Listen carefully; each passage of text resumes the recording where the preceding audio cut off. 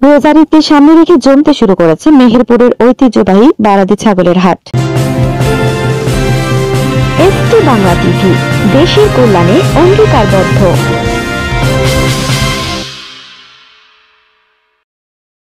ST Bangla TV প্রতিবেদনে তথ্য ও চিত্র রয়েছেন প্রিন্স আরিফ খান, মেহেরপুর প্রতিনিধি। আসন্ন ঈদ উল ফিতরের ঈদকে সামনে রেখে মেহেরপুরের ঐতিহ্যবাহী বারাদি ছাগলের হাট জমতে শুরু করেছে।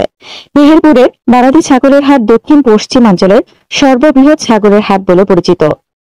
বছর জুড়ে সপ্তাহে শনি ও বুধবার ক্রেতা বিক্রেতার ব্যাপক সমাগম থাকে এই হাটটিতে। প্রতি বছর ঈদের সময় জেলার বিভিন্ন জেলা থেকে মেহেরপুরে ছাগল কিনতে বহিরাগত ব্যবসায়ীদের ভিড় দেখা যায়। স্থানীয় ও বহিরাগত ছাগল ব্যবসায়ীরা বারাদি পশু হাটে ট্রাক বোঝাই করে ছাগল নিয়ে যাচ্ছেন দেশের বিভিন্ন জেলায়।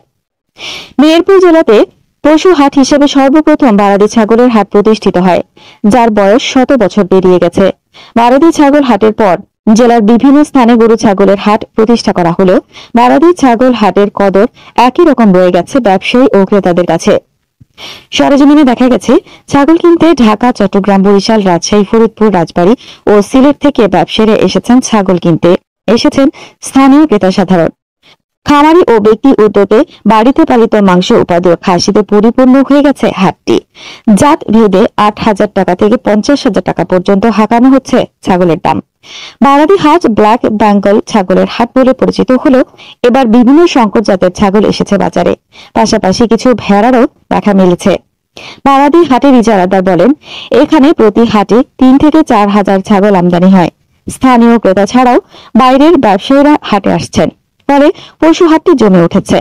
ব্ল্যাক বেঙ্গল ছাগল ছাড়াও তোতাপুরি, হরিয়ানা এবং বিভিন্ন সংকর জাতের ছাগল নিয়ে এসেছেন বিক্রেতারা।